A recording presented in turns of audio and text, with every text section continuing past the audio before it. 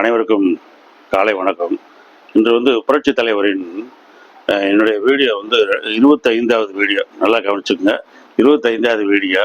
இந்த வீடியோ நான் மரியாதைக்குரிய சென்னையின் மனிதநேய அறக்கட்டளையின் தலைவர், நிறைய இளைஞர்களை ஐஏஎஸ் ஐபிஎஸ் உருவாக்கி கொண்டிருக்கோம் எங்கள் அண்ணன் மரியாதைக்குரிய தமிழகத்தின் அரிஸ்டாட்டில், சாக்ரட்டிஸ், பிளேட்டோ, பெர்னாட் ஷான்னு சொல்லிட்டே போகலாம். மனிதநேய பண்பாளர், புரட்சித் தலைவரின் அன்பு தம்பி திரு சைதை துரைசாமி சார் அவர்களுக்கு இந்த 25வது வீடியோவை நான் அர்ப்பணிக்கின்றேன்.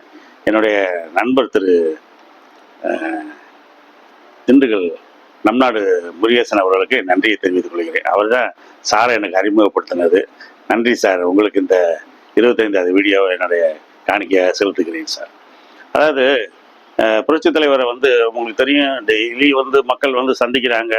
அவற்றை தங்களுடைய குறையை சொல்கிறாங்க, கோரிக்கையை சொல்கிறாங்க, பணத்தை வாங்கிட்டு போகிறாங்க, பொருளை வாங்கிட்டு போகிறாங்க, தங்கத்தை வாங்கிட்டு போகிறாங்க, வெள்ளியை வாங்கிட்டு போகிறாங்க, ஆட்டோ வாங்கிட்டு போகிறாங்க, சைக்கிள் ரிக்ஷா வாங்கிட்டு போகிறாங்க. ஏதாவது தங்களுடைய வாழ்க்கையில் தங்களுடைய வாழ்க்கை எதிர்காலம் சிறப்பாகிறதுக்கு நிரந்தரமான ஒரு தீர்வை புரட்சித் தலைவர் மூலமாக எல்லாரும் கண்டுபிடிச்சிட்டு போகிறாங்க. இது உங்களுக்கு நிறைய தெரியும். இப்போ இதில் என்ன இப்போ அடிஷ்னல் நான் சொல்ல விரும்புகிறேன்னா, மூணு பிராமின்ஸு சென்னையில் ஆதம்பாக்கத்துலேருந்து வராங்க. இந்த பிராமின்ஸ் 3 ஐயருங்க புரட்சித் தலைவரை பார்த்து கும்பிட்டு, இந்த மாதிரி நாங்கள் ஒரு கோவில் கட்ட போகிறோம், அந்த கோவிலுக்கு நீங்கள் நன்கொடை கொடுக்கணும் அப்படின்றாங்க. புரட்சித் தலைவர் எந்த இடத்துல என்ன கோவில் எல்லா விவரமும் கேட்குறாரு. கேட்டவுடனே அவங்க விவரமாக சொல்கிறாங்க. சொன்ன உடனே அவங்க மேலே புரட்சித் தலைவருக்கு நம்பிக்கை ஏற்பட்டுருச்சு. நம்பிக்கை ஏற்பட்டதும் 3 பேருக்கு நல்ல பணத்தை கொடுத்து நீங்கள் போய் கோவில் கட்டுக்க, நல்லா அங்கே உள்ள மக்களுக்கெல்லாம் சாமி கும்பிட்றதுக்கு வசதி ஏற்பாடு செய்யுங்க அப்படின்றாரு. அப்போ அவங்க 3 பேர் போய்கிட்டு இருக்கும்போதே ஒரே ஒருத்தரை மட்டும் புரட்சித் தலைவர் கூப்பிடுறாரு. அவரை கூப்பிடுங்க அப்படின்னு கூப்பிட்டு அவருக்கு நிறைய பணம் கொடுக்குறாரு புரட்சித் தலைவர் அவருக்கு மட்டும். ஏன்னா அவர் வந்த 3 பேர்ல அவர் கொஞ்சம் ரொம்ப ஏழ்மையானவர், ரொம்ப ஏழை. தனக்கு ஏதாவது புரட்சித் தலைவர் செய்ய மாட்டாரான்னு அவர் பார்வையிலே தெரியுது. சரி, நம்மளுக்கு எதுவும் செய்யலையே, நம்மளுக்கு கோவில் கட்டுறதுக்கு தான் கொடுத்துருக்காரு, நம்மளுக்கு எதுவும் கொடுப்பன இல்லைன்னு கொஞ்சம் கவலையில தான் போறாரு அவரு. நம்மளுக்கு எதுவும் கிடைக்கலையே, புரட்சித் தலைவர் கையால் எதுவும் கிடைக்கலையேன்னு வருத்தப்பட்டுக்கிட்டே போறாரு. அதை கண்டுபிடிச்சார் தலைவர். கண்டுபிடிச்சு கரெக்டாக அந்த அந்த பிராமின் அந்த ஐயரை மட்டும், அவரை மட்டும் கூப்பிடுங்கன்னு கூப்பிட்டு, நாங்கள் நீங்களும் உங்கள் குடும்ப கஷ்டத்தை நிவர்த்தி பண்ணுறதுக்கு இந்த பணத்தை வச்சுக்கங்கன்றார். அவருக்கு ஒரே சந்தோஷம்.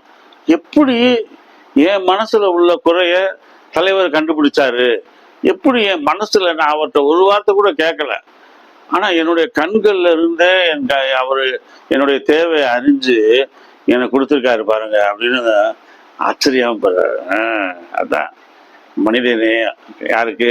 புரட்சித் தலைவருக்கு. அடுத்து சென்னையில் உங்களுக்கு தெரியும், புழல் ஏரி தான் சென்னையில்.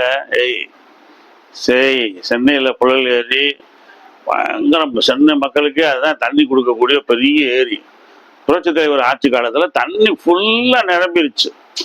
நிரம்பி புழல் ஏரி இப்போ உடையிற ஸ்டேஜ் இருக்கு. அப்போ அந்த நேரத்தில்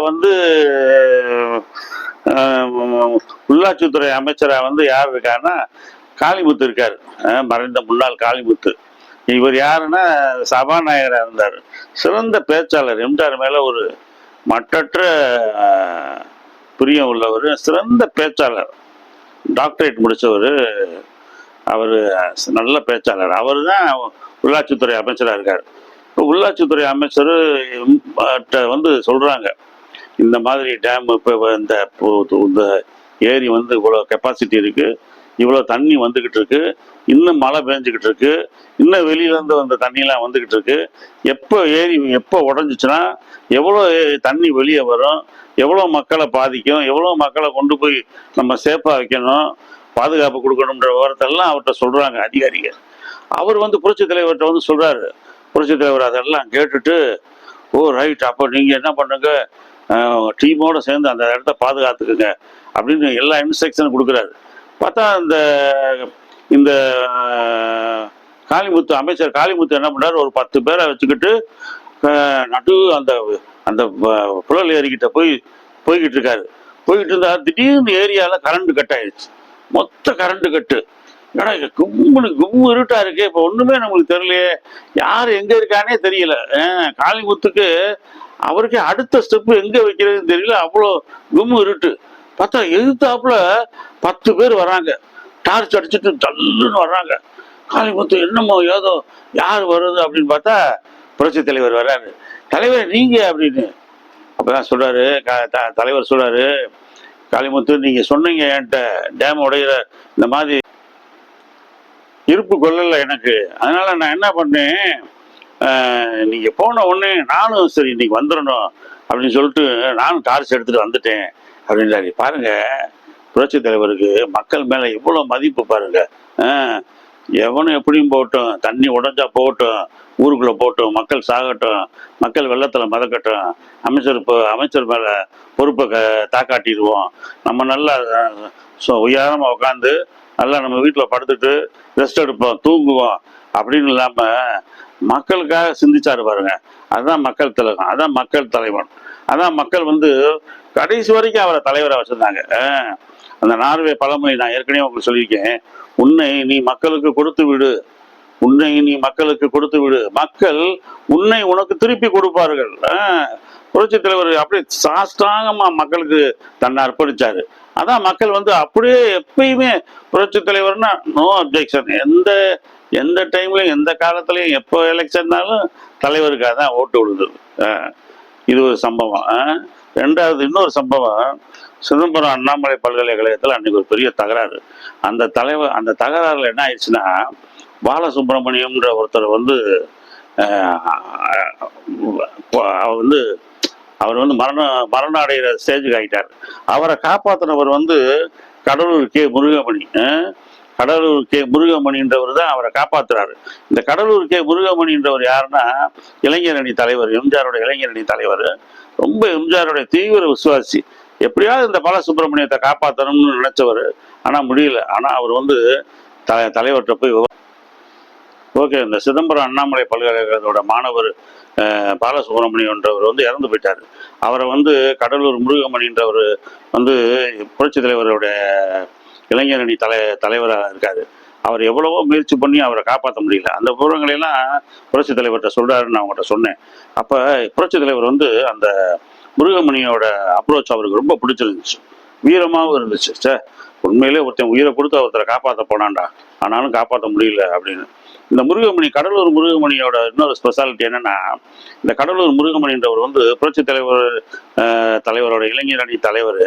ரெண்டாவது அவர் எப்பயுமே தீ மிதிப்பாரு, எப்பயுமே புரட்சி தலைவருக்காகவே தீ மிதிக்கிறவர், எப்பயுமே தீ மிதிக்கிறவர். அது அவருடைய வழக்கம். ஒரு நாள் மட்டும் கிடையாது, அப்படியே அவர் பாட்டுக்கு வார கணக்கில் மாச கணக்கில் தலைவருக்காக என்ன பண்ணுவார், கடவுளை கும்பிட்டு தீ மிதிப்பார். இது புரட்சி தலைவருக்கு ரொம்ப பற்றுதலான விஷயம். என்னடா நம்ம மேல இப்படி உயிரா இருக்கானடா அப்படின்னு, இவனுக்கு என்ன செய்யணுமே அப்படின்னும் போது அந்த தடவை அப்போ என்ன பண்ணியிருக்காரு தலைவர், கோஆபரேட்டிவ் அந்த அமைப்புக்கு தலைவர் ஒருத்தர் தேவைப்படுது. அந்த தலைவருக்கு இந்த முருகமணியை நியமிக்கிறாரு. அந்த நேரத்தில் வேலாயுதம்ன்றவர் தான் கவர்மெண்ட் டைரக்டர். அவர் போய் சொல்றாரு, மிஸ்டர் முருகமணி நீங்க தான் கோஆபரேட்டிவ்க்கு கடலூர் மாவட்டத்துக்கு தலைவராக உங்களை தலைவர் போட்டிருக்காரு அப்படின்னு, சேர்மனை போட்டிருக்காருன்னதும் முருகமணிக்கு மகிழ்ச்சி கொள்ளலை. ஆனாலும் ரொம்ப நேர்மையா அந்த பதவியை நேர்மையா செயல்படுத்தினாருன்னு சொல்றாங்க. அந்த பதவியை வாங்கின அந்த முருகமணின்ற ஒரு பணத்தை கையாடல் பண்ணியிருக்கலாம், திருடி இருக்கலாம், என்னென்னமோ செஞ்சிருக்கலாம் எம்ஜிஆர் பேரை வச்சு. ரொம்ப நேர்மையான ஒரு புரட்சி தலைவருக்கு அவர் மேல மேல மேல மேல மேல ரொம்ப அவர் மேல பிரியம். புரட்சி தலைவர் உடம்பும் சுகமில்லாத சூழ்நிலையும் கூட அவர் தொடர்ந்து தீ மிதிச்சிருக்காரு. எவ்வளவு பாசம் பாருங்க. தலைவர் ஒரு பக்கம் பாசம்னா, தொண்டர்கள் அவர் மேல இன்னும் அதீத பாசம். தலைவர் எங்களுக்கு பணத்தை கொடுக்குறாரு, பதவியை கொடுக்குறாரு, காரை கொடுக்குறாரு, பைக்கு கொடுக்குறாரு, இப்போ ரிக்ஷா கொடுக்குறாரு, ஆட்டோ கொடுக்குறாருன்னா தொண்டர்கள் வந்து உயிரை கொடுக்குற அளவுக்கு இருக்காங்க. எப்படி பாருங்க, அதான் புரட்சி தலைவருக்கு கிடைச்ச சரியான ஒரு கிஃப்ட். ரைட். இப்போ மாயாவரத்தில் குருநாத செட்டியார்னு மாயாவரத்தில் இருக்கார். இந்த மாயாவரம் குருநாத செட்டியார் என்ன ஃபேமஸ்னா, இவருக்கு தஞ்சாவூரில் ஒரு தேட்டர் இருக்கு, திருச்சியில் ஒரு தேட்டர் இருக்கு, மாயவரத்தில் ஒரு தேட்டர் இருக்கு. 3 தேட்டருக்குமே பேர், 3 தேட்டருமே விஜயா தேட்டர், விஜயா தேட்டர்னு வச்சிருக்காரு. இந்த தேட்டர்ல என்னன்னா எப்பயுமே புரட்சி தலைவர் படம் தான் ஓடும், வேற எந்த படமும் ஓடாது. புரட்சி தலைவர் படம் தான் அவர் தேட்டர்லயே ஓடும். எப்படி பாருங்க, புரட்சி தலைவர் அபிமானி. படம் வந்துச்சு, எந்த படம் உங்களுக்கு, நாடோடி மன்னன் வந்துச்சு பாருங்க. அப்போ வந்து புரட்சி தலைவர் அந்த படம் வந்தப்ப புரட்சி தலைவர் சொன்னார் பாருங்க, படம் ஓடுனா நான் மன்னன், படம் ஓடலைன்னா நான் நாடோடின்னாரு பாருங்க. அது மாதிரி அந்த நேரத்தில் படம் ஓடி செம்ம ஹிட் அடிச்சிச்சு. அப்போ இவர் கேட்க வேணும், இவர் இந்த மாயவரம் குருசாமி செட்டியார் 5 லட்சம், அந்த காலத்திலே 1959 5 லட்சம். அடுத்து அடிமை பெண் வந்துச்சு 7 லட்சம். அடுத்து 72ல் புரட்சி தலைவர் நடித்த படம் இது உலகம் சுற்றி வாலிபன், பயங்கர டப்பு, வெளியவே வரக்கூடாதுன்னு இருந்தாங்க. அந்த படத்துக்கு 10 லட்சம். எப்படி பாருங்க, 1972 10 லட்சம்லாம் நினைச்சே பார்க்க முடியாது, பெரிய தொகைங்க அதெல்லாம். எல்லாம் புரட்சி தலைவர் வச்சு பாருங்க அவங்க சம்பாதிச்சாங்க. ஆனால் சம்பாதிக்கணும் இல்லை, புரட்சி தலைவர் மேலே ஒரு லட்சியம். அவர் படத்தை தான் ஓட்டுவோம், வேற படத்தை ஓட்ட மாட்டோம்பியா. எப்படி பாருங்க, ஒரு கண்மூடித்தனமான ஒரு பற்று, தீவிர பற்று. அவர்களாம் தீவிர பக்தர்கள்னே சொல்லலாம். அடுத்து 1972 திருப்பூர்ல துரைசாமி, திருப்பூர் துரைசாமி எம்எல்ஏ. இந்த திருப்பூர் துரைசாமி எம்எல்ஏ என்றவர் பயங்கர லஞ்சம், ஊழல், நல்ல காரு, பங்களா, தோப்பு, பெரிய பெரிய வீடுக, பெரிய கோடீஸ்வரன் ஆகிட்டாரு. பூரா லஞ்சம், லஞ்சம், ஊழல், எல்லா வழக்கங்களையும் சிக்கி இவர் மேல ஒரு கேஸ் ஃபைல் பண்ணிட்டாங்க. அன்னைக்கு அதிமுக சார்பில் கேஸ் ஃபைல் பண்றாங்க. சரி, கேஸ் ஃபைல் பண்ணா போதுமா, கோர்ட்ல அவ்வளவு பெரிய கோடீஸ்வரன் பணக்காரன் கேஸை உடைச்சிட மாட்டானா? சுப்ரீம் கோர்ட் வரைக்கும் போய் உடைக்கக்கூடிய ஆள் தானே அந்த ஆள். பணம் இருந்தால் பணம் எட்டியவரே பாயும், பணம் பாதாளம் வரைக்கும் பாயும். அப்போ பணத்தை வச்சிருக்கவே சுப்ரீம் கோர்ட் வரைக்கும் போவானே. அப்போ எம்ஜிஆர் பார்க்குறாரு, நம்ம கேஸ் போட்டோம் இந்த ஆள் மேலே, இவன் மேலே போட்டால் கரெக்டாக அந்த கேஸ் நடக்கணுமே. அப்போ இந்த கேஸை யார் நடத்துறது அப்படின்னா, அந்த டைமில் வந்து திருப்பூரில் எங்கண்டு எனர்ஜெட்டிக் ஒரு அட்வொகேட்டு சாகுல் ஹமீதுன்னு அவரை போட்டார் புரட்சி தலைவர். அந்த சாகுல் ஹமீது என்ன ஸ்பெஷாலிட்டினா, என்ன தமிழ் பேசுகிறாரோ அதவே ஆங்கிலத்தில் பேசுவார். அந்த லாங்குவேஜ், அந்த பன்முக என்னது மொழி புலமே அவர்கிட்ட இருக்கு. நல்ல திறமைக்காரு, வாதாடக்கூடியவர், கோர்ட்டில் போய் ஜட்ஜஸ் மாதிரி வாதாடக்கூடியவர். பயங்கர கேஸ் அன்னைக்கு வந்து ஒன்றுமில்லாம மாதிரி ஆகுது. அந்த அந்த இவர் துரைசாமி எம்எல்ஏ பண்றாரு கேஸை உடைக்கிறதுக்கு, அவர் என்னென்ன வேலையெல்லாம் பண்றாரு. ஆனால் நம்ம சாகுல் ஹமீதுன்றவர் இளைஞன், அழகாக கேஸை வழி நடத்தி கிளீனாக ஜெயிச்சிட்டாரு. ஜெயிச்சு அவர் பதவி காலி ஆயிடுச்சு. அவர் பதவி காலி ஆயிடுச்சு. 1977 அந்த துரைசாமி எம்எல்ஏக்கு எதிராக புரட்சி தலைவர் வந்து திருப்பூர் மணிமாறன்றவரை நிப்பாட்டி அவரை தோக்கடிக்கிறார். எப்படி பாருங்க, அந்த அந்த வெற்றி பெற வச்சது சாகுல் ஹமீது. அந்த சாகுல் ஹமீது வந்து புரட்சி தலைவர் அப்போ திருப்பூருக்கு போனப்ப அவர் வீட்டில் கூட்டு போய் சாப்பாடு போட்டாராம். அப்போ புரட்சி தலைவர் சொன்னாராம், நம்மளுக்கு நம்ம கட்சியில் அட்வொகேட்டாக இருந்து நம்மளுக்கு கேஸுக்கு நடத்தி கொடுத்து கேஸையும் ஜெயிச்சு கொடுத்து நம்மளுக்கு பிரியாணியும் போடுறாரு பாருங்க, என்ன அருமையான வக்கீல் பாருங்க அப்படின்னு அவரை பாராட்டினாராம். புரட்சி தலைவர் ஒன்றில் கையை வச்சாருன்னு வைங்க, சாமானியமாக முடியாது, அவரை அதுலேருந்து பின்வாங்க முடியாது. அழகாக ஜெயிச்சார். அடுத்து உங்களுக்கு தெரியும், டைரக்டர் ஸ்ரீதர் காதல் படமாக எடுப்பேன். ஸ்ரீதர் காதல் படமாக எடுப்பேன். முக்கோண காதல், ஒரு பொண்ணை 2 ஆம்பளை காதலிப்பேன், இல்லை ஒரு ஆம்பளைய 2 பொண்ணு காதலிப்பாளுங்க, இப்படியே படம் எடுப்பேன். படம் எடுத்தா இந்த ஸ்ரீதர் எடுத்தாருன்னா, இவர் வந்து புரட்சி தலைவரை வச்சு சிவந்தம்மன் படம் எடுக்கிறார் முதல்ல. சிவந்தம்மன் படம் எடுக்கும்போது புரட்சி தலைவருக்கும் அவருக்கும் சரியா அண்டர்ஸ்டாண்டிங் இல்லை. அதனால புரட்சி தலைவர் சொல்றாரு, நான் அந்த படத்துல வந்து விளைக்கிறேன். உடனே புரட்சி தலைவர் விலகின உடனே சிவாஜி கணேசன் அன்னைக்கு வந்து நடிகர் திலகம் சிவாஜி கணேசனை வச்சு ஸ்ரீதர் வந்து படம் எடுத்துட்டாரு. படம் எடுத்தா படம் ஃபுல்லா ஃபாரின்லேயே எடுத்தது. யூரோப்ல அப்படியே எல்லாம் பிரான்ஸு, ஜெர்மனு, சுவிட்சர்லாந்து எல்லாம் ஃபாரின் கண்ட்ரிஸ் பூரா போய் சிவாஜியும் காஞ்சனா வச்சு எடுத்தாரு. யாரு பயங்கரமான படம். அப்போ அதே எம்ஜிஆர் இங்கே வந்து மாட்டுக்கார வேலைன்னு படம், அந்த படம் வந்து ஃபாரின்ல பூரா வெளிநாடுகள் எடுக்கப்படுது. இங்க வந்து எம்ஜிஆர் மாட்டுக்கோட்டத்தில் வச்சு எடுக்கிறாரு. மாட்டுக்கோட்டத்தில் வச்சு எடுத்தா நம்ம மாட்டுக்கார வேலை வந்து வைகை டேமுக்குள்ள ஷூட்டிங்லாம் நடக்குது. இங்க மாட்டுக்கார வேலைனா சிவந்தமன்னா அப்படின்னு கடைசியில் போட்டியப்ப சிவந்தமன் ஓடலை, மாட்டுக்கார வேலை பிச்சுக்குச்சு. செம்ம படம், எம்ஜிஆருடைய படம். நல்ல ஓட்டம், நல்ல வசூல், சரியான வசூல். புரட்சி தலைவரை கேட்கவே வேணும். அவரு மாட்டுக்கோட்டத்தில் நடிச்சா என்ன, ரிச்சாக்காரனா நடிச்சா என்ன, ஆட்டோக்காரனா நடிச்சா என்ன, என்ன கேரக்டர்ல நடிச்சாலும் படம் பிச்சுக்கிட்டு ஓடுமே. தொண்டர்கள் தான் அப்படி இருக்காங்களே. கதை அவ்வளோ கதையா இருக்கும், வலுவான கதையா இருக்கும், அருமையான பாடல்கள் இருக்கும், அருமையான ஃபைட் சீன்ஸ் இருக்கும். அதே மாதிரி நல்ல ஹீரோயினை போட்டு டான்ஸு பாட்டுன்னு கலக்கி விட்டுருவார் தலைவர். அப்புறம் படம் ஓடாமையா இருக்கும். இப்போ வந்து ஸ்ரீதர் வந்து ரொம்ப வெத்து வேட்டா போயிட்டாரு. எப்படி சிவந்தம்மன் படம் எடுத்து கையை நொடிச்சுக்கிட்டாரு. இப்போ ஸ்ரீதர் என்ன பண்றாரு, புரட்சி தலைவருடைய நண்பர் சாண்டா சின்னப்பாத்தாவிட்ட சொல்றாரு, இந்த மாதிரி படம் எடுத்து சிவாஜியை வச்சு படம் எடுத்து ஒன்றும்லாம் போனேன், எனக்கு ஏதாவது ஒரு உதவி தரணும்னே, புரட்சி தலைவரை எனக்கு கொஞ்சம் ஏதாவது எனக்காக நீங்கள் அவர்கிட்ட ரெக்கமெண்ட் பண்ணீங்கன்னா அவர் உங்களுக்கு எனக்கு ஒரு படம் எடுத்து கொடுத்தாருன்னா நல்லபடியாக நான் கொஞ்சம் வாழ்க்கையில் முன்னேறிக்கிறேன் அப்படின்னு. உடனே சான்ற சின்னப்பத்தவர், அதுக்கு என்ன தலைவர், அதுக்கு என்ன தெய்வமே, நான் சொல்கிறேன் எப்பயுமே எம்ஜிஆர் தெய்வமேம்பார், எம்ஜிஆர் அண்ணேம்பார், தெய்வமேம்பாங்க, தலைவரேன்னு பேசிக்கிடுவாங்க அவங்க. அதுக்கு என்ன தெய்வமே, நான் போய் தெய்வத்திட்ட பேசுகிறேன் அப்படின்னு போய் இவர் கூட்டிகிட்டு போகிறாரு. யாரை, ஸ்ரீதரை கூட்டிகிட்டு போய் தோட்டத்தில் போய் எம்ஜிஆரை சந்திக்கிறாரு.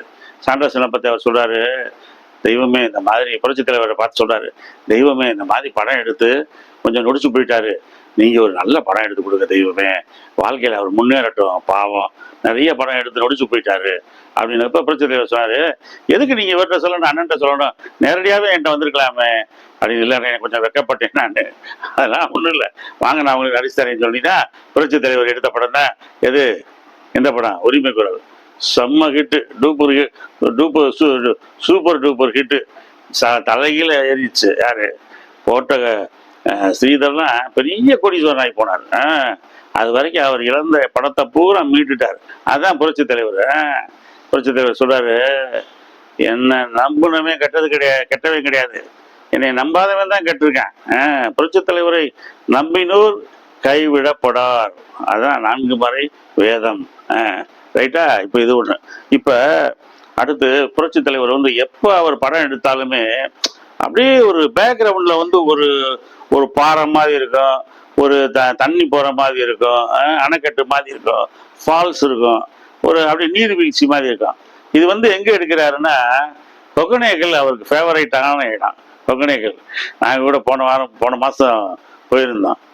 ரொம்ப அருமையா இருக்கும். உங்களுக்கு அங்கே கர்நாடகாவிலேருந்து தண்ணி வரும், குளிக்க அவ்வளோ சுகமாக இருக்கும்.